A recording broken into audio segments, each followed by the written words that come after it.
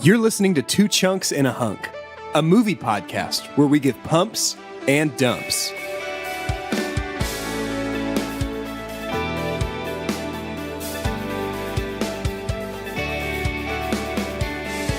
Hello and welcome to Two Chunks and a Hunk. My name is Jordan Wonders, and this week I'm your what a hunk. Whoa. I'm Doge, and I'm sorry, Professor. I must not tell Chunks. And I'm Carter, and you may not like him, Minister, but you can't deny Dumbledore's got chunk.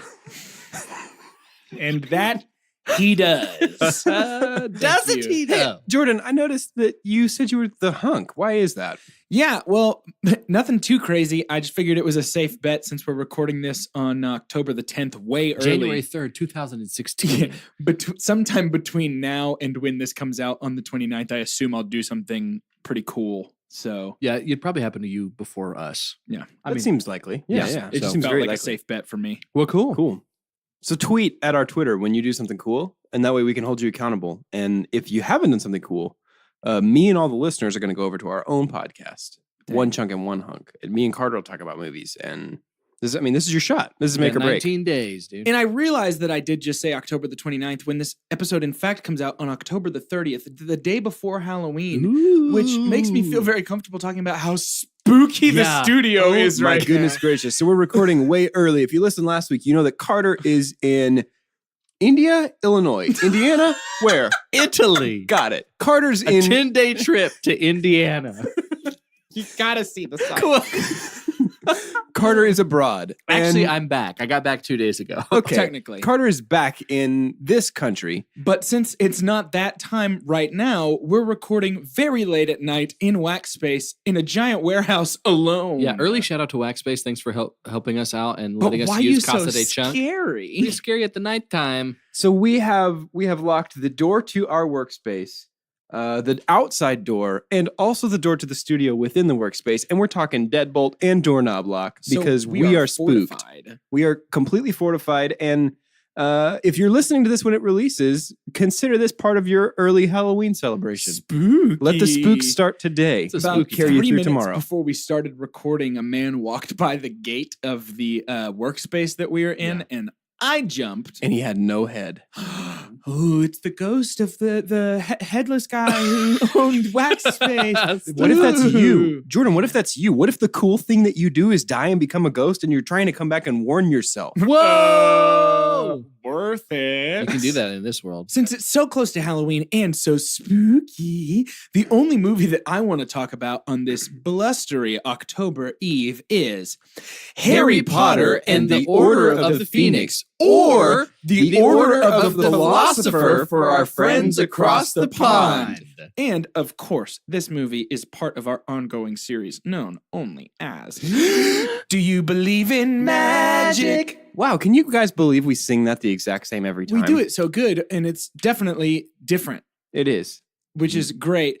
Now, do you guys think that the Philosopher's Order would be like Nachos Belgrande and a Crunchwrap Supreme, or like what's the situation? I mean, there? you know that's this boy's order. I'm actually hoping to run by the bell after we finish up this session. I'd kill for So some here's Bell. the thing. I'm not supposed to eat past 8 p.m. because I'm doing this like intermittent fasting thing. yeah. But you best believe I'm thinking about that Nashville hot fried chicken on the way home. Oh, Might have to get man. myself a couple of slices. That sounds So- like a real dangerous downstairs situation.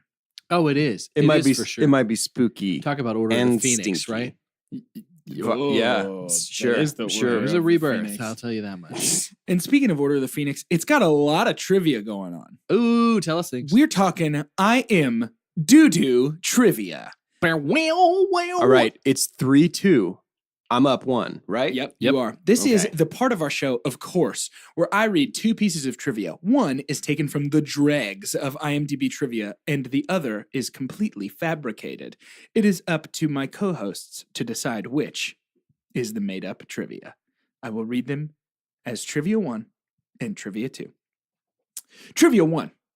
This is the 5th of 8 movies based on the Harry Potter book series by J.K. Rowling. Trivia 2. The phoenix that this movie is named after may be Dumbledore's pet phoenix named Fox.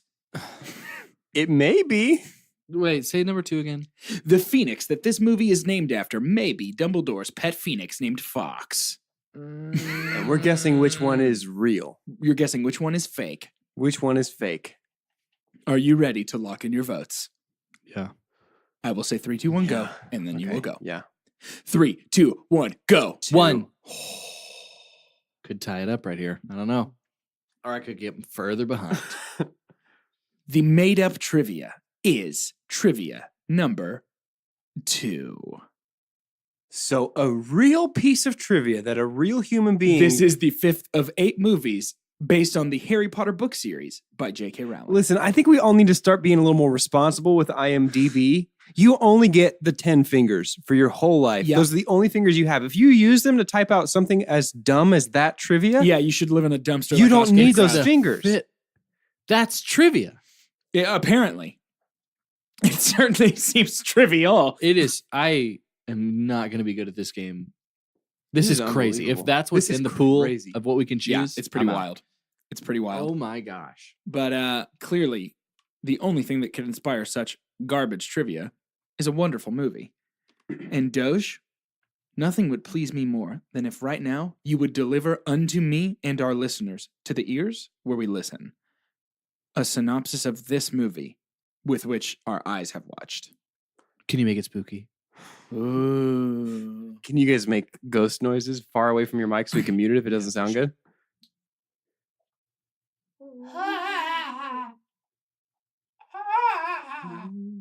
I'm a ghost. I hunt this studio. You guys be the Halloween Foley, and I'll give a summary of this the movie. ghost of an Italian plumber named Mario. Harry Potter and the Order of the Phoenix tells the story of Harry Potter's 5th year at Hogwarts. Voldemort has returned to the land of the living and will terrorize your neighborhood. Harry has returned to Hogwarts after fending off a Dementor attack in Little Whinsing. Harry is put on trial where he meets his future Defense Against the Dark Arts teacher, Professor Dolores Umbridge. Back at Hogwarts, things have taken a turn for the worse. The official position of the Ministry of Magic is that Voldemort is not alive, but still in fact deceased. That means dead. Harry and his friends aren't being instructed how to defend themselves, and so they decide to take matters into their own hands, training together as Dumbledore's army. And then this kind of leads into a confrontation with the Ministry of Magic where they fight over a prophecy, and that's Harry Potter and you guys the hear all those Order scary of the noises? Phoenix. Yeah, that was kinda It's scary. spooky in the What's studio. going on? Welcome to our Halloween podcast. Oh man, we're just a couple of Halloweenies. Boo. Ghosts. Yep. Toast just giggled like a first grader. It was very cute and not spooky. I'm trying to diffuse the tension. Yeah, it got real spooky up in here. I'll say that right now. Welcome to Harry Potter. Yeah, it's the big leagues. David Yates, Yep. Mhm. director. He's Yeah. taking us all the way home, huh? He does. He has half And- of it, right? I Yep. mean, he would have of the 8 films. He does half Yeah, of 5, 6, 7, 8. of the Harry Potter series. He also does all the Fantastic Beasts, right? Let's not talk about those. Is he signed up? You talked about it last time. There's going There to are, be 5 there are of them. going to be 5 of them. That's Don't know how- too many. And they're hobbiting their way to cinemas Maybe near it's you. not that bad. It hopefully isn't. that Hopefully, it's bad. not that bad. This was a better movie than I remembered, Same. and I think it has to do with the fact that it is a consistently acted. You know, we have a lot of the same characters over 8 films. We do. That even happened on the first one that we forgot what all was a part of philosophy. The one that I keep coming back to is Seamus. yeah, I keep seeing Seamus and being like, oh man, dude's in every one of them. he's becoming quickly Conor McGregor. Have you noticed that? Like yeah, the way he walks and super everything. duper. Yep. I'm not about you, Harry Potter. I'll take you outside right now. You know, it was just like what? But we Talks about his start mom off. a lot too. We start off, and can I say that Dudley Dursley at the beginning of this film, Jock Dudley. Jock Dudley, but the way he talks is as if someone is wearing a Dudley mask. Yeah. His mouth is 100%. doing some weird stuff. He's still a jerk. Is he really that chubby, or are those prosthetics? Because that might be the answer. He may have like weird prosthetic I fat actually on. I did read that he slimmed down a lot after the first movie or so because he got embarrassed about how big he was. Aw. Well, how could you not? Your punchline is that how fat you are. I've always wondered about that in movies. Like, how do you put out a casting call like looking for a chubbo? Like, that's- looking for a real genuine chubby Uggo boy. kid. Yeah, that's like, how do you, as a parent, be like, my son can play the ugly one? Yeah, I don't know. That's got to be rough. But yeah, he's got some weird facial mush. Mhm. I can tell you that right now. Kind of the theme is set up for this one that we start to see throughout the whole movie in terms of the world of the non-magical world Right. starting to kind of integrate with the magical world. Yeah. Because Harry Potter's getting in some big troubles. We have a new kind of design for the Dementors that I don't mind. I really don't. I really like it. I almost like how the cloth is just clinging to the skeleton that's left. And it wasn't different enough that it was like, Yeah. I don't feel so hot about I that. liked it. It helped further distinguish them from ring wraiths, which is very needed for these types of characters. Right. And so we find out later that like muggles can't see them. And so I don't know what's more terrifying. Would it be more terrifying to see them? Probably. Would you say so?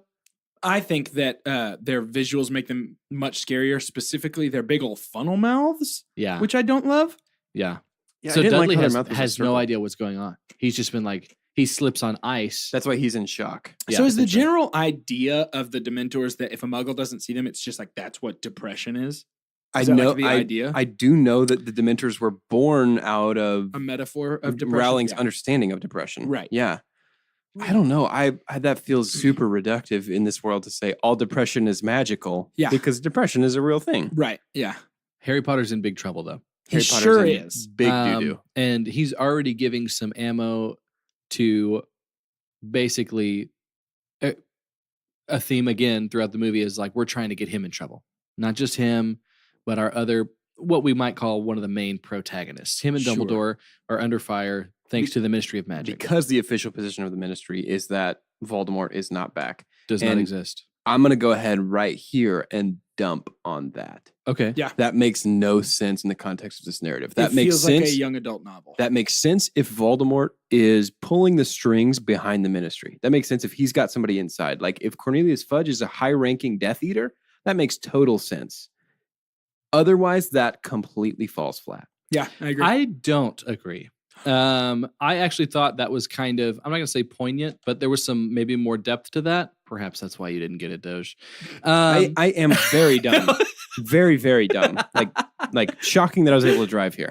This is the episode I just turned into the villain of the podcast. 2 chunks and a punk. Like get him out of here. But so what I envisioned this as was how in politics sometimes there are things that are just kept from us because it would just be too much of a mess for people to clean up later.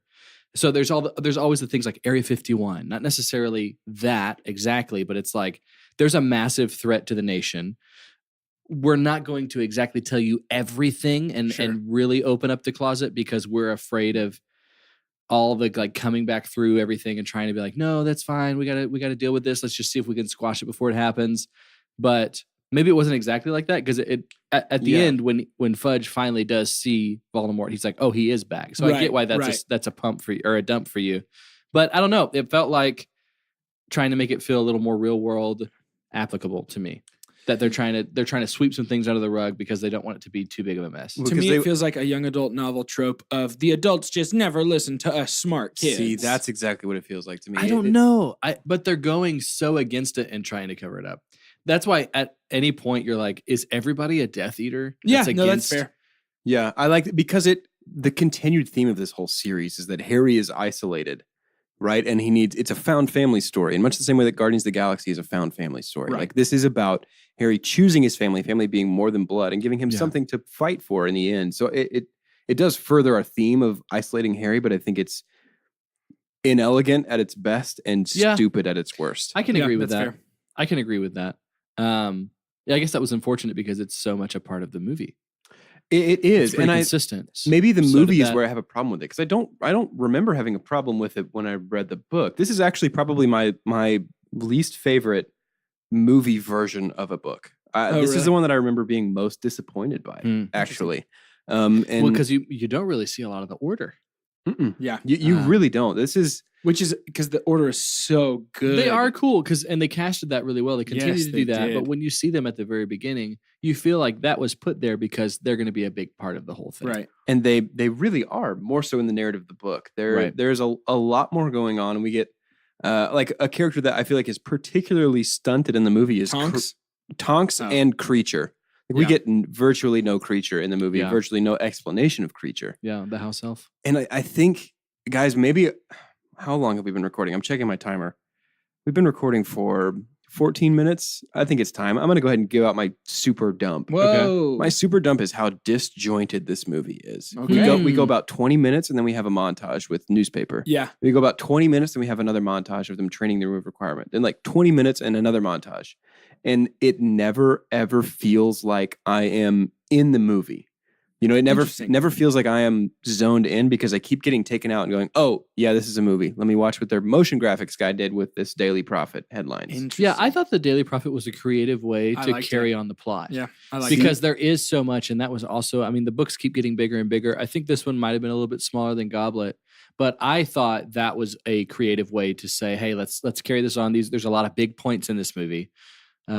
And then just move on through that. I get where you're coming from. Yeah, I though, just really but- disliked how montagey it was because we've never Hmm. needed that crutch before or really since in my memory. I mean, it's been a while. I guess I'll know in a few weeks, but Yeah. it's in my memory. There's not ever another time where we say, well, we have a whole lot of exposition. Let's just Let's just put it on a newspaper and let people read it. You know what I mean? Or let's have Cornelius Fudge voice it over. Yeah, I think with so much of this was such an in-depth look at the ministry. So the Ministry of Magic has always just kind of been like, we're starting to learn a little bit more about it, but now we get to visit it. Now it's all about propaganda, like the bad kind Yeah. of thing. So that just fell right into the theme for me. Yeah. For them to have the stuff go through the Daily Prophet. I actually Um, was going to pump on Really? the newspaper It's transitions. interesting. I mean, Thought it was that's really cool. so weird that we're getting different reads on that. Yeah. Like, it feels, those things to me feel like you're telling me the story rather than showing me the story. And I would way rather watch the story than hear Cornelius Fudge Yeah. tell me the story. See, I interpreted it as a cool in-universe way to keep plot moving. Yeah. While keeping us informed. But I hear your side as well, Hmm. for sure. That's interesting. Hey, let us know. Contact us at Yeah, let us know twochunksinthunk.com. what you thought. Let us know what you think of these montages. Yeah, what do 'cause you this think of is the polarizing montages? around the table? Yeah. And one of the first kind of things that we get, and it's very interesting, is we end up in the Ministry of Magic. At the beginning for a Harry's hearing. trial. Yes, and it's good to see before that we get the order all together. Right. So it's cool to see all these characters. Lupin, the Weasley parents. We get Sirius is back. Sirius back in black, Sirius back. and they're all back together. And so that was kind of a good. We just recently talked about the flexing of the muscles of putting the Fellowship together. This felt like a look at how good we've done so far Big time. casting these characters. And props to them. Big pump again on the order. Yeah, and I've got a pump on just seeing Mr. Weasley, Arthur Weasley, walking around London. It's so fun to see his fascination. Yeah. I will Um, say though, Callie brought up a great characterization. point. Yeah. He studies muggles. How would he not understand how their like trained turnstiles work? Yeah, I agree. The thing is that Good point. in the books, he's fascinated by muggles. And so he should be walking around like Wonder Woman at the beginning of her movie. Right. But with Not a so purpose. much like Buddy the Elf. Right. Yeah. Oh, that's really good. I hear that. I get That's that. good. I do want to take a I do quick- love it though. I don't want to be overly negative right here up at the front, but I do want to take a minute to dump on Mad Eye Moody right here Oh, because yeah. we don't ever get a moment. I think we desperately need a moment where he walks over to Harry and says, "Hey, nice to meet you. I'm Alistair Moody, the real one." Yeah, because I we're get that. we're basing their relationship on on Barty Crouch Jr. dressing up as Mad Eye I Moody. completely agree with You know what I mean? And that's something I remember even as I read the books. It's like, man, that's weird that we're just kind of going with that now. You think that might have been new direction? Do you think if the same director from The Goblet of Fire was in this one that we might have had? I actually think that's a flaw in Rowling's original story because I remember Good point. in the books there is never a moment where we say, hey, this is actually a new character. Yeah. Like we just had somebody pretending to be them, but the actual first appearance of him That's as a great. character Yeah. is Order of the Phoenix. We take And our false because he relationship definitely- equity and and- put it into the real relationship. Exactly. And she was good not to do this, but he doesn't get to talk about the time that they had during Goblet because that wasn't him. yeah. But we just don't talk about anything. We just pretend that he's the same character, or we just kind of sweep under the rug, like, oh, good thing Moody's back. I know Yeah. all this stuff about him, but then we don't ever take a moment to go, Wait, I actually don't know anything about this guy. Right. Yeah. I agree with you. There's several shots at the trial that I love. Yeah. I love just kind of seeing and not really knowing in full detail, but maybe it'll be a Broadway show later because J.K. Rowling wrings the money out of this series. But going into detail, the process of law. Yeah. Yeah. And in again, music. what is it? so goofy to me that this school child ends up on a like tribunal hearing of this proportion. For underage magic. Yeah, which That's- is and brought up that it Dumbledore is because feels bad the things same are way. happening. But Yeah. see, if you're going to do that, then the way to make that make sense is to say, hey, the ministry's in Voldemort's pocket this whole time. He's doing anything he can to discredit Harry. I But the agree. fact that it's just the stubbornness of Cornelius Fudge ultimately undercuts the importance of Harry's whole mistrial thing. Hmm. But here's the thing: in the midst of this weird mistrial and sort of some weird characterization up at the front, much like her pink dress stands out from the crowd, Yes. Dolores Umbridge, aka my super pump for this movie. Hey, listen to me. She's also my super pump for this movie. Make it 3. Oh man, I Yeah. am so sorry for bringing her up this early. No, super that's fine. D duper pump to Dolores Super Umbridge. duper. Whoa. What a great. Are you kidding me? Unbelievable. What She is amazing. So And I very good. hate her so deeply. Job. So very good. She is repulsive and hateful and terrible for this entire movie. And I not hate. over the top. Do you know who she reminded me of? Tell me. There is a nurse. Have you seen One Flew Over the Cuckoo's Nest? No. There is a nurse in that movie that is considered one of the greatest villains of all time, Interesting. who is very much like this. Interesting. Very much like this. I know that So- Rowling has said that she drew inspiration from her least favorite teacher. She was like, I Oh, had this cool. teacher that I hated, so I made her I a villain love in that. my Yeah. book. And so we'll build up on our, since we did it early, super Yeah. duper. We'll build up on. I'm sure there's different. We'll keep different coming things back we to wanted her. to talk Yeah. about. Oh, we'll Um, talk about her a lot. I did not expect to have so many pumps in this trial. Yeah. But it is very much confirmation for me that Michael Gambon at this point in the world is supposed to be Dumbledore because of what is asked of Dumbledore in this movie. Yeah. A lot Yeah. of his monologue, a lot of what he's doing, and now we've got him going all over the place fighting for Harry, very much involved, a little more fiery. I do not see our original being able to pull that off I agree. as well. I agree. He is too Santa to be doing the kind of things that Dumbledore has to do right now. And at this point, I think I have forgotten about that there actually had been a Dumbledore before. And that's tough for such Yeah. a integral part of the series. Yeah. Speaking of Santa, let's just take a minute. I don't think we do this often enough on this show. Thanks, Tim Allen. Let's be thankful that Tim Allen is not playing Dumbledore. Oh my god. I just think that we should really be more responsible with that. Let's go. Thank let's, you, Tim Allen, for not playing Dumbledore. Let's think about our movies and be grateful that Tim Allen isn't playing one of those roles. Mm, Gross. Yeah. Because then Dumbledore would be like, "Her, did you put your name in a goblet of fire?" And Harry would be like, "No," and he'd be like, Oh, gross. So we're starting to get some cold shoulder from Dumbledore, though. "We sure Here are." in the trial, there's a lot happening. Thematically, Harry's like, "Hey, can I get your autograph?" And he just kind of walks away and not talking to Harry. What's that about? We'll and find we as out an later. audience, we're expecting him to turn around and toss the kid a Coke, Right. which is sort of the reverse of how that actual commercial Or went, his but- jersey yeah. or something. Yeah. I actually, gosh, I promise that I don't hate this movie. I hate this aspect of the story. Yeah, it feels like Dumbledore has lost some wisdom that he normally has in This this, feels movie. out of character for Dumbledore. Of very being much. like, I need to distance myself from this terrified young man in order to Yeah. keep him safe. It's a dump-tastic about 5 minutes, but I'm ready to dump too. Because this now is starting to become a look at maybe how much better Tolkien is of a writer than Rowling. Like, do we foresee or have Yikes. we done, even in The Hobbit and how awful those movies were, we were most offended that it's so against what Tolkien does. Sure, yeah. Yeah. And I The think problem was Tolkien- the adaptation, not the source. Right. I think maybe as a source, if we're having a battle, Tolkien's the guy. Oh, I don't even want to have that conversation. That's game over for me. Yeah, Like- I mean, I think it's Like, do you foresee a tourist attraction someday in England being, oh, you'll have to stop by this place because this is where J.K. Rowling did a lot of her writing of Harry Potter? I actually do. Probably. Yeah, I mean, I can see the Yeah. cafe where she wrote it, but at the same time, I don't know that there will be college courses devoted to understanding Rowling's Well work. put. Never. Well put. So, and I think this particular element, this whole like when Dumbledore forsakes Harry.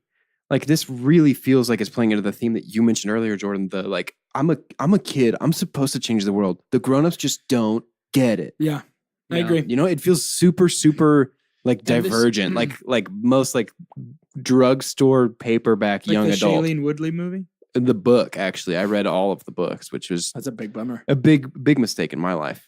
And so I want to go ahead and have us say too, and again, we're saying this because we're actually afraid of Dumbledore's army, all the big fans of Harry Potter out there.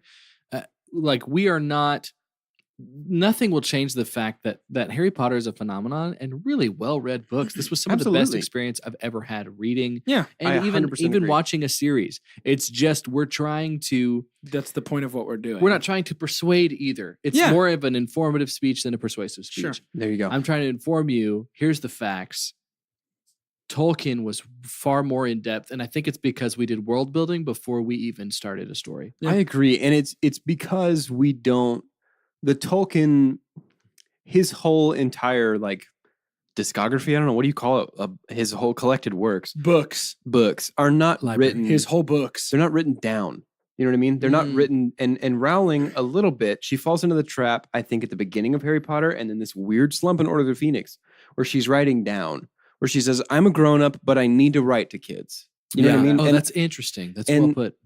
Listen, this doesn't change the fact. I said last week, the best thing about art is that you can love what you love unashamedly. Right. We're not saying that you should not love Harry Potter. Right. We're not saying anything is better or worse than anything emotionally and subjectively. What we are saying is that some things are a little more coherent from beginning to end than others. And this doesn't change the fact that, for example, I have both of the 4K Blu-ray sets of these in my cart on Amazon right now. Like they're both still great. Right. There are just some things that some things excel at and others fall very short. Right. Yeah. But rather than focusing on the shortcomings of this movie, there's a lot to love. There and, is. And I think we should kind of press onward to some of that post-trial. Yeah, we don't have very long left. We spent a long time here. Let's That's well, good, that's though. get because rolling. this movie bogs down at the beginning. I think that's fair to say. Yeah, it does. And I think I'm also realizing as we're getting forward and talking about this, that this movie is kind of jumpy. Yeah, and that's what I'm talking about with the montages. Yeah. Yeah. And the montages do break it up in a funky way. I do agree with that. But we get some fun Room of Requirement stuff once we get to Hogwarts. Big pump on the Room of Requirement. Yeah. I love that. That's such a fun addition to the castle. We didn't spend a lot of time talking about Hogwarts and being in class in the last one. Right. Yeah. And I love that in this one. It And further something informs the character.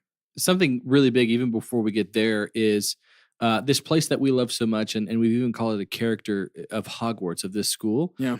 There is an unwanted guest, Yeah. and it's Umbridge. You're like, oh, okay, so she's a part of this now, Right. and And it makes me uncomfortable. very uncomfortable. And very quickly, she's given a lot of power by the Ministry of Magic, almost a power that had almost more than what Dumbledore has to offer. And so, just kind of I don't know if this counts as one of your montages, Doge, but of her going in and basically doing peer reviews Hmm. of all the teachers. of all the teachers and stuff. And it's just Yeah. another heartbreak. And I think they could have done that too much. And I don't think they did. I really don't. No, I agree. Because she wouldn't have been my super pump if I had thought so. I'm actually glad that I think I'm glad they chose Trelawney to be the one she tried to kick out, because she is just uncentral enough to not be like, well, they're not going to kick out Snape. Like she was uncentral Sure. enough for us to go, oh no, maybe, but central enough for us to go, don't you dare. I'm big, gonna big pump on Dumbledore standing up for Yeah. Trelawney. Yes. Would anyone agree with me that this is one of the top Alan Rickman performances? Is this movie?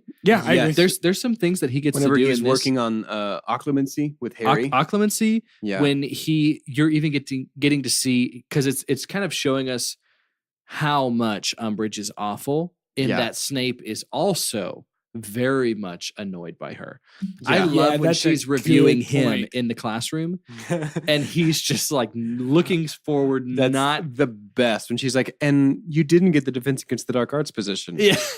Obviously. Yeah. It's so good. Dude, maybe I'm an idiot. I laugh every single time he slaps Ron on the head. yeah. In all the it's very movies, funny. I giggle every time. Carter is dying. I'd like to thematically stay in the same house of Snape for a second. Do it. Slytherin. I'd like to talk about Draco Malfoy. Where is he? Who? Yeah, first of all, who? But for the brief moment that we see him in this movie, I would like to do something crazy. I would like to take our boy Daniel Radcliffe's name from worst actor of all time and replace Tom What's-His-Butt, who plays Draco Malfoy. Fenton? Something like that. This dude is so bad. He's really bad in this. Like, but I think he's bad in all of them now that I'm looking back at it. I really think he is no I think good. maybe he's got one thing that he does well, and it's say It's Potter. a sneer. But Potter. even when he said, yeah, it's that. Potter. The hard T. Potter. Gosh. He is atrocious. He's really, really hard to Can I watch. tell you my super dump? Oh, please. Because it's in disagreement with what you have just said. Whoa. The rest of the world of Harry Potter is growing up and learning things and delivering on how they're supposed to. Because as our characters are getting older, every one of them, not just the students, more is being asked of them. Therefore, in real world, more is being asked of these actors. Everyone, but maybe Malfoy, but there's not enough of him for it to be irritating. Daniel Radcliffe is so far behind to me. And let me tell you something. I started focusing in on this dude's face. He does not act with 100% of himself. I'm not trying to be some kind of theater teacher or act like I know better than other people. Right. His eyebrows never move. His eyelids only close and open. Like there are things that he does. So much is asked of him that he is making this juxtaposition and this gap grow so much that it is making me so mad. He is too much a part of this movie because he has to be.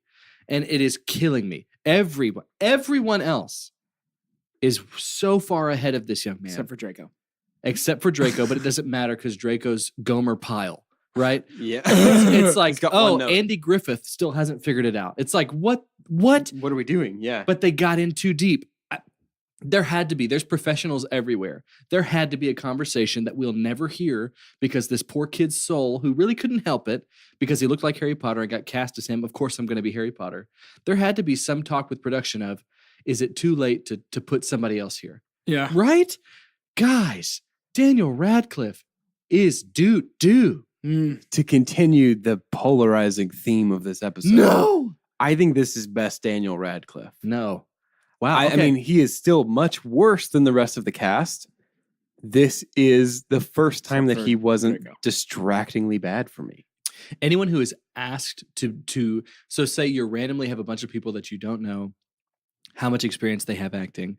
You say, show me an emotion. They'll probably pick an extreme. So he's only okay at the extreme because all the extreme looks the same no matter who you are. Right? So we got him writhing on the ground because Voldemort's in his head.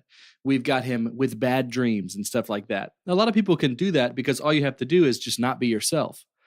But if like the subtleties, for me, Yeah. and this might just be my personal opinion, there is so much in subtlety. That's the reason, like when people like Gary Oldman, who still only has 10 minutes per movie, still have one of the most poignant performances, is like the half wink that he does every time to Harry when he's like, attaboy. You know what I'm talking about? Yeah. When he's sitting Yeah, at the that is table and very he's good. like, oh, he wants to fight with us? I knew he would. Looks over at him and does this little thing with his face because Yeah. he's moving other muscles in his face. Like, Yeah. why does it feel like Daniel Radcliffe and Jerry Jones have the same doctor? Jerry Jones has an excuse. He's an old man. I'm who the f- laughing because I don't really know. That's much the owner about of the him. Dallas Cowboys. Yes. The skin that was normally on his belly is to his face because he's done so many facelifts. Oh, Like they're no. just starting to just kind of push everything up. So he can't react. He's like Joan Rivers. But young Daniel Radcliffe is but 16 years old and can't move good parts of his face. He's I'm over it. babe. Yeah. What I'm not But saying I is that see he's that. good. Yeah. What No, I that's am fine. saying is that he's better than he was when he was 11. And I get that. And I think he's moving at a slower pace than Ron Weasley and Hermione Granger. Yeah, and maybe he'll just- be as good as Emma Watson by the time he's 50. right. You know what I mean? Except Draco Malfoy. Except Emma Draco. Watson in Sorcerer's Stone. Yeah, exactly. Okay, yeah. cool. Yeah. He's starting at negative 100 and she and Ron started at 0. Which, by the way, if we're talking about kid actors, man, Emma Watson and Rupert Grint are once again they're stepping it up. They're so crushing good. it. They're good. They're really good. Here's the thing, though. Maybe Harry is perfect because the young actress who plays Ginny is also very bad. Yeah, she's not great. They're huh? bad together. Speaking of Harry's romantic partners, he finds out, and we're kind of jumping around because this movie, there's not a lot that happens. Harry finds out that Cho outed Dumbledore's army, right? And rather than ask her, hey, what happened? Rather than he's talk just to her, mad for he half just the movie. dumps her. Yeah, that's a And then later he finds out that she was under the Cruciatus curse, right? Like they tortured her to get that. No, she had Veritas serum. Yeah. Yeah. Yeah. She was in truth serum. So she was made, like magically compelled to tell the truth. Right. And he's like, yeah, good thing I dumped her then. Right, What, right. what an idiot. Yeah. Yeah. It stuck out to me very strange that the hero of our story didn't go, hey, you were made to do something you didn't want to do? That sucks. I'm sorry that happened. So Maybe I shouldn't have dumped you. I Right. interpreted that scene as that was how he was feeling. Like, I did not interpret that scene as I made the right call dumping you. I interpreted that scene as, oh man, I misjudged you. I shouldn't have done that. My problem comes from what you're saying. He never actually followed through on that. Yeah, that's a big bummer. That's for an me. follow issue. through. That's a big issue. While we're talking Jump. about students, I, with open arms, welcome Luna Lovegood to the Oh, story. She's so good. She was almost my Hey, super pump. Ravenclaws represent. I know you guys are both Gryffindors. Sup with it. I love Luna because she's finally a Ravenclaw that matters. That matters. Nice. Yeah. She's the so first one amazing. that is relevant to the Well, story. Cho's a Ravenclaw, Who but cares? all Cho does is break Harry's heart and then get forced to tell Luna the truth. is fantastic. I completely agree with you. She is one of the best late additions to the cast. So very good, and she continues to do so. Mhm. And she's kind of giving somebody too, as an outsider or an outcast. Oh, it's just so I can't decide what it is. There's a sweetness about it, and then it's kind of heartbreaking too. Yes. Yeah. Even at the end when she's like, "Oh, those are my shoes. Someone hid them. It's fine. I'll be okay." It's like, it must be the Nargles. It's not Yeah. necessarily optimism. It's just I've lived through a lot, and this is not the worst. Yeah. Yeah. But she's so good. Really, She's great. And these fantastic. creatures, gosh, I can't remember the Thestrals. Thestrals. Yeah. Thestrals, like the special effects is good. I think Yeah, we're it we're, is good. we're They being look great. pretty consistent in the Harry Potter franchise. Once we got into Well, except for one. 3, Except for one big thing. yes, One one big very boy. big thing. except for one big, yeah. Chekhov's giant. I mean, do we want to talk about let's talk about it. him? Let's Now, talk about him. Grop is my super dump. Interesting. Why on earth is he in this story? There's no purpose. Well, he's I'm sorry, Chekhov's I've giant. already super dumped, haven't I? My You super dump have. was Grop is my semi super dump. Oh, Why on you earth is he big in this dumb story? Idiot. Yeah, it's interesting. Maybe it's supposed to give us another layer for Hagrid, who we don't see much in the book. Maybe it's supposed to be like, because he comes back. I mean, we see him in Deathly Hallows, I think part 2. We don't see him in the movie though. We don't ever see him in the movie. I mean, correct me if I'm wrong. I don't remember. I don't believe that we see him in movies again. He's important in the book. Let's just leave him out of the movie. There's no reason for him to be in this His movie. only purpose in this movie is to pick up scare Dolores Umbridge. later. Yeah, he's To give- Chekhov's giant. to give Hermione an idea Right. later to do Yep. something. That's Yeah. literally it. Yeah. Yeah, it is the biggest waste of screen time and special effects budget. That's the thing. This movie feels like a big step backwards. He also looks. Speaking of steps backwards, he looks like giant human Shrek from He Shrek 2. absolutely does look Shrek like 3? human Shrek. Shrek 2. Shrek 2. Yeah, he looks like giant dumb human Shrek. It's things like that though that this movie feels like a step back towards the kiddiness of There's a 1 and little 2. extra magooery There is here with Filch. Filch is just Yeah. a joke this whole movie. yeah. I'm I not don't a fan know. of it at all. It just I'm left with a weird feeling, and it doesn't feel like it fits with Goblet of Fire really until we get to the plan to infiltrate the Department of Ministries at the Ministry of Magic. Yeah. Right. Sort of this kind of stuff, and then the occasional Dumbledore's army scene are really the redeeming points of this movie. Which I agree. think the ministry was good world building, honestly. I think I do too. having us see that. And while we've got a few minutes left in the episode, we've got some space to play with. I actually want to bring up my super dump if we're going to talk about the ministry. Are we going to? Sure. Yeah, let's go there. My super dump is more idea based this time around, but it really bothered me to the point where I almost stopped enjoying the movie in total. This movie, and it comes to fruition the most and the worst during the Ministry of Magic raid. This movie plays so fast and so loose with the rules of magic and how it works. Yep. I find it distracting, frustrating, and completely detracting from this universe. Apparently, we find out that the Cruciata curse doesn't work if you don't mean it, and that all it really does is knock people over, and that both stupefy and pretty much any other spell you want really is just like punching with magic and doesn't really do anything else. Like, at one point they're running through the hallway and they're all yelling different spells that all seem to have the exact same effect. And somebody could have yelled Lumos Maxima and knocked somebody over with that spell in that moment. And I it's get it, just yeah. so weird. Yeah. And it's like, there are spells that we know that do the things you want them to do. Why are you just... It's like somebody was like, let's have a roll call of all the spells we know so people really know it's Harry Potter. The thing that bothers me the most about it is that the wands apparently have a like recall last used spell thing where you cast a spell once and then you just kind of like flick your wand like you're cracking a whip. Yeah. And it just keeps shooting that spell until you say a different spell. That sort of falls under what I'm saying here, Yeah. which is just the rules of magic are so blurred in this movie of Yeah. like magic really does kind of whatever it needs to do contextually. And that's Yeah. really frustrating I as think a viewer. it's, I even thought, like when we have the big battle against the Order of the Phoenix and the Death Eaters, Right. which it actually kind of was cool because some of them can kind of phase and Right. one's a different I color But than where the did other. that love come that. from? Right. I don't Why know. can they do that? Why can they turn into smoke? Why is it Yes. the only time we see the order members turn into white smoke when they land? Like, Yeah. Yeah. It was cool. It looked cool. It but did. I would say I actually thought it might have been cooler if we did hear a lot of just mumbling of the names of the spells. as they're doing Absolutely. these Yeah, things. I agree. Or I don't see the problem personally if we understand what the spells do, if we hear the word stupefy a few extra times. Yeah. Like, don't shy away from saying stupefy if that's the spell you want to happen. Almost my super dump if we're on this fight. Well, actually, there's a pump to the stuff, the room that's holding all of the prophecies. Yeah. I love that. I really liked it. I thought it was I like that too. beautiful, and when they were falling down and stuff, I thought it was really cool when the shelves were falling, and then just kind of that onyx black marble floor and wall. yes.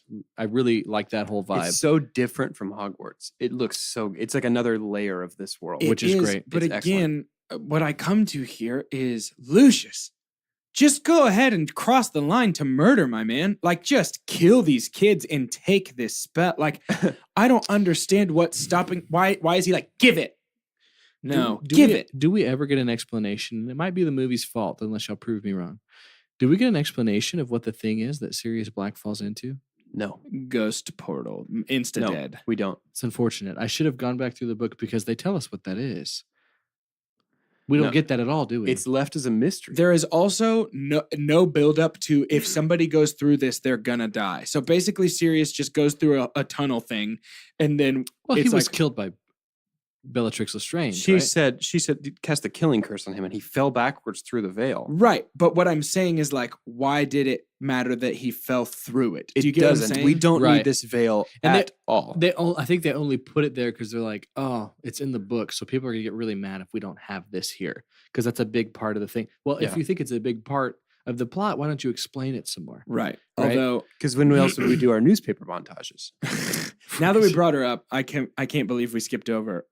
Big pump on Bellatrix Lestrange. she's for this great. Boy. Yeah, Big pump on seeing Azkaban for the first time. Yes. Azkaban was wonderful. a I big thought- triangle. I wish I had more there. I Yeah, wish I could have I had. agree. I want to see the cells. I want to see how it works. Mhm. I'm really fascinated with Azkaban. But yeah, Bellatrix Lestrange, who we have kind of a shout out to her from Sirius that they're cousins. Yes. Yeah, So this was a family Right. killing family And I, thing. and I here. really like Helena Bonham Carter like 90% of the time. yeah. yeah. I If- mean, she's got her one thing. She does it. And she really, does it really really well. well. She does really, well. crazy dark girls Yeah. very well, even in Fight Club, stuff Yeah. like Yeah, that. yeah. Like she's so Tim So, Burton-esque. I actually do. Well, she's married to him. So I want to. Well, it was. are they not? Yeah, not anymore. Helena. I don't know who Fact got check. Johnny Depp in the divorce, but I do want to pump on the death of Sirius. Not my super pump. The death of Sirius, though, is good, and it furthers the narrative, but you really have to look for it to further the narrative. You know what I mean? Because we don't get Yeah. enough of Sirius between the end of Prisoner of Azkaban and between his death in this movie. Yeah. We don't get enough of him to really feel that loss. Hey, why did they change the effect of his face in the fire? Because See, it was I probably don't know. cheaper. I think it was probably cheaper, and we had to They make had to Grop. make Grop. Yeah. Well, that's not the only thing they did. They made him an actual dog. He was a real dog Oh, when he yeah, was in the you're train right. station. Oh yeah. I He was think I like actually an prefer Irish that. wolfhound. He was Yeah, like yeah. a huge dog. I but think he I was- actually prefer that. I do too. Instead of even though I think we might have pumped that they did the special effects well on that one, but I didn't even catch that. Yeah. Yeah. I do love that they call him Padfoot a couple of times. Yeah, that's Because- good. Well, I think because they're trying to be cryptic Yeah. in some senses, because Umbridge didn't know who Padfoot was. She, of course, knows who Sirius Which, Black is. yeah. while we're talking about Umbridge in this scene, we got to talk about, the interrogation, the final moments with Umbridge in that office. She is so unsettling to me.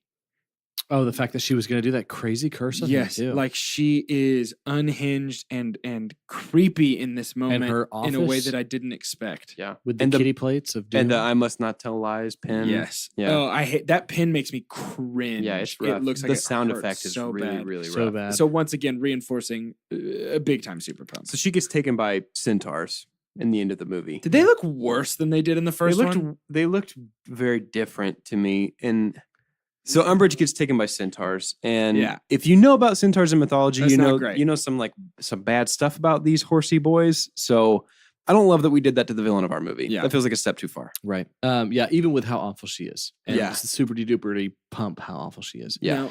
Now, I do want to. Speaking of pumps, the Dumbledore Voldemort. I was going to fight. say, we're going back to the Ministry Oh, we of have Magic. to. Very good. Very good. There's something that happens. You have to think that when you read in the script that you are going to have a scene with someone you might respect maybe the most Mm. on set. Like you've got to think Michael Gambon as like almost the ultimate good, because Harry Potter's not really there yet. Dumbledore is doing a lot of I'm saving you stuff still. Yeah. And then Ralph Fiennes to say, like, we're going to have a scene together. Yeah. Don't you feel like there's maybe this more like in sports, when two really good teams play each other, it's bad on one team if they play to their opponent. So like Yeah. playing to your opponent means I'm only going to do really well because they're doing really well. And then if someone's not so good, I'm going to barely win because I don't want to waste my energy. Both these guys act 100%. Yeah. But they really played up, I think, in this scene together. My super pump is the duel between Voldemort and Dumbledore. So here. creative. This is so awesome. Except This for is- that, you super pumped on Dolores Umbridge already. Oh, I did. I sure What's did. wrong with you, man? I'm just loosey You're goosey all with over these the tonight. place. I'm trying to if make they up for all how pump negative it, it's I've a been. semi super pump. Yeah, I'm trying to make up for how negative I've been. I think I really love this. This Yeah. is so fun. I love it think too. a semi is better than nothing. We got to. I think this is better than, for me, like a similarity in another franchise is Yoda versus Dooku. I think I like this fight more than Yoda versus Dooku. Easy.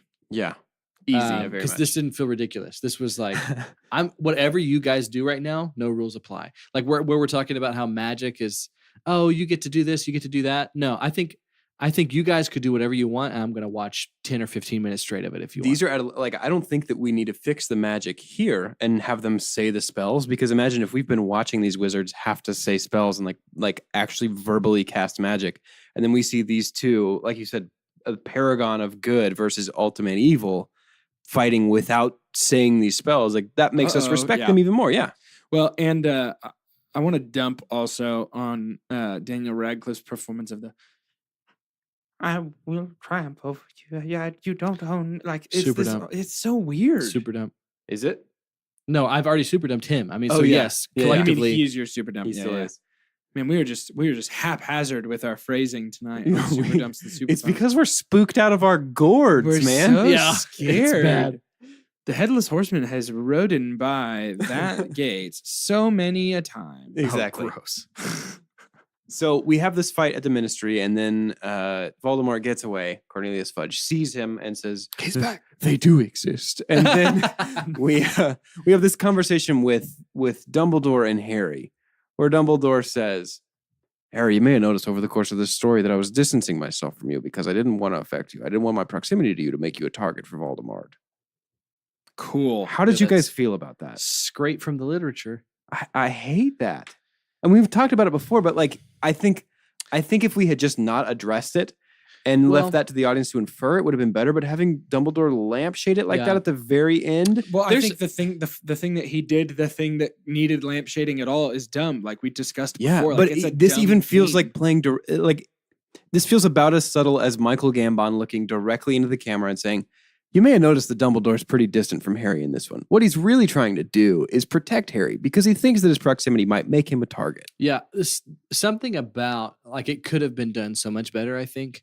And there's something about Harry's already the target. right. Right. But the layer though of saying there's something tough about having to keep your distance for the sake of someone else. And that can be done well in other movies. It's like, I don't want to be there because I don't want to make it a bigger target, but you're right. Harry's already the target. So let Harry keep the distance. Exactly. I mean, I think every single But he doesn't know better. Spider-Man. He sucks at acting. I think every Spider-Man movie has done this better than this movie did. Wow. Yeah. Because okay. this is the Spider-Man thing of like, I can't tell you that I'm actually Peter Parker because then that makes Aunt May a target. Great. Every single good. Spider-Man movie does this infinitely better. Crying babyface Tobey Maguire does a better job than venerated actor Michael Gambon. Could it be that J.R.R. Tolkien Drizzled? did not have to feel the pressures of getting another thing on the shelves because it's been too long since the last one?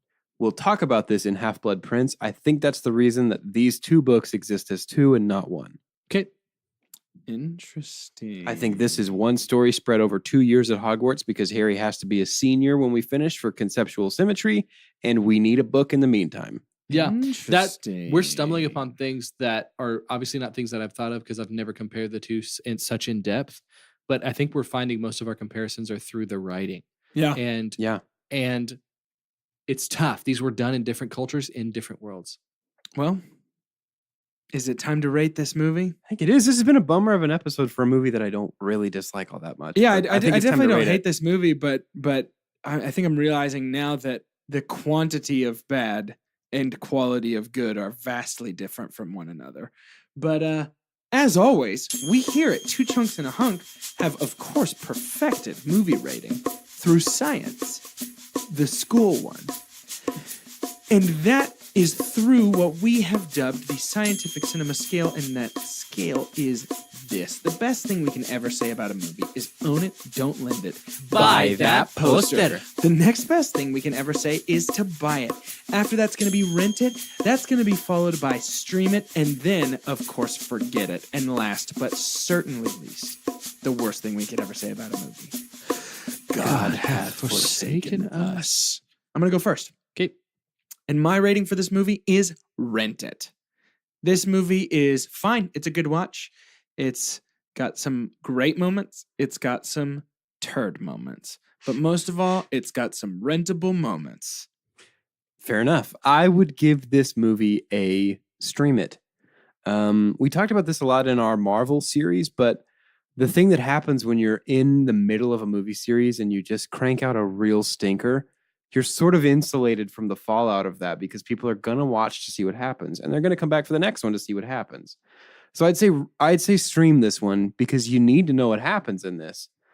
But that doesn't necessarily mean you're going to have a great time while you find out what happens in this. Yeah, I've never been so heated about Daniel Radcliffe, I don't think, but it's because Yeah, you really got it's there. like a joke is funny only so many times. Like get creative and try and do something different.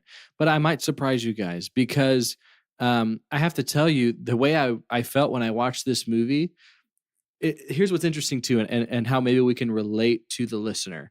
Like everyone has different opinions. Love Sure. what you love, Yeah. hate what you hate. So it's a buy it for me. And let me explain this. Because my feelings haven't changed. You've changed my opinion on some things that I had seen before. Doesn't change my movie experience. Yeah. So there were things that this movie did for me that makes me buy it. I'm not buying the poster. I'm probably the lowest buy it that I've been Yeah. for this. Like buy it on sale. But it was still a buy it for me. Buy it on Black Friday. Right, because I think I might get more and more impressed when you start doing this. I don't know what I would call it, like three's a charm. I don't know, three's a charm or something. We can name it whatever we want, but we keep saying they keep introducing usually a big three of new actors. And this one, the female leads of Umbridge, Bellatrix, and Luna. The fact that these three things happened in this movie is a big deal to me.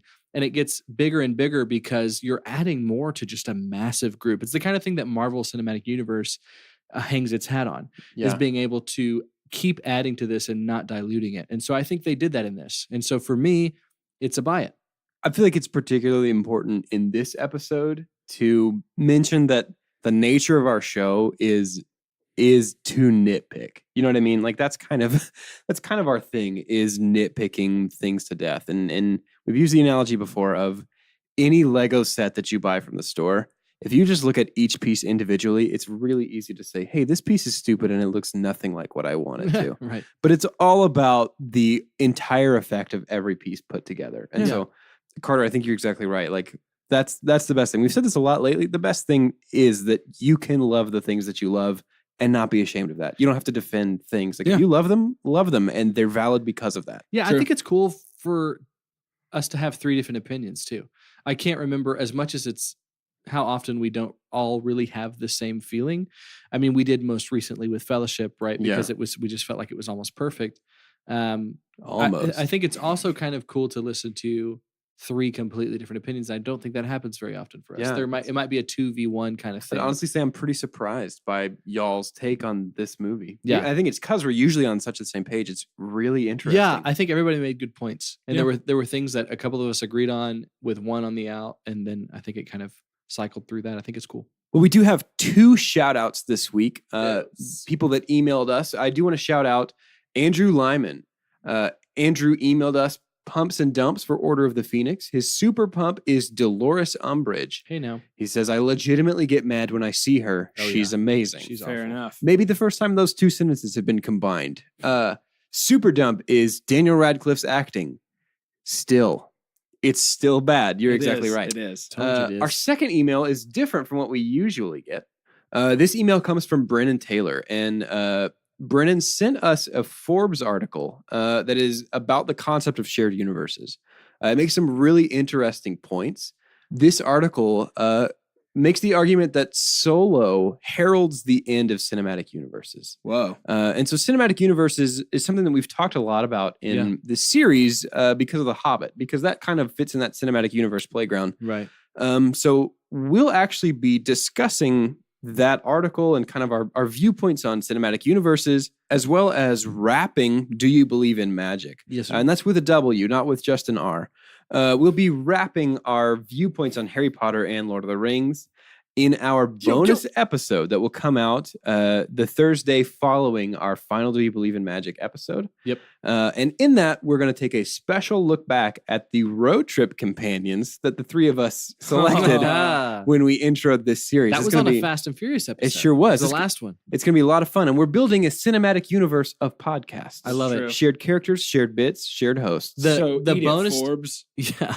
The bonus episode was a no-brainer for this series because I think we've really enjoyed how unique it's been. Oh, to- absolutely. and it really has not what I expected in terms of the level of how much it's making me maybe even enjoy some of these movies more, Yeah. maybe critique some of these movies more. Definitely. But it's going to be really cool to have some time dedicated specifically to only talking about blank versus blank, or here's Yeah. what we think about how magic as a whole is represented on both of these series. Yeah. So that bonus episode will be streaming directly into your ear holes on November the 29th, 2018.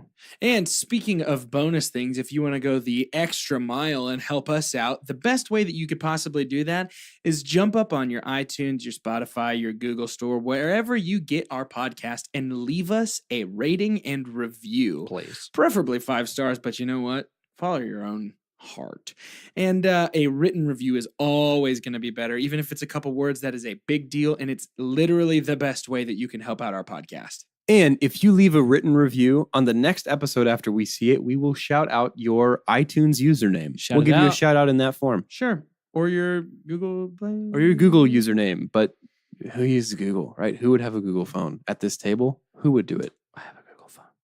If I was to walk into the room of requirement, do you know what I would see in this very moment? What's that? What? Thousands of faces Hmm, glowing. that's You know why beautiful. they're glowing? Love.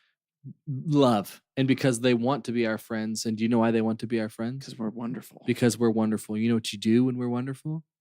No. What You do you do? subscribe to this Oh, podcast. Carter, not again. My Again? room of requirement is full of subscribers and 1 unsubscriber so that everyone can like quickly, hey, everybody get out. We all know and he doesn't. Let's get out of the room of requirement before it compacts and squishes his guts out of his eyeballs. Oh my goodness, Carter. So grotesque. Just subscribe. Yeah, please. Yeah, That'd subscribe, be great. please. That would be awesome.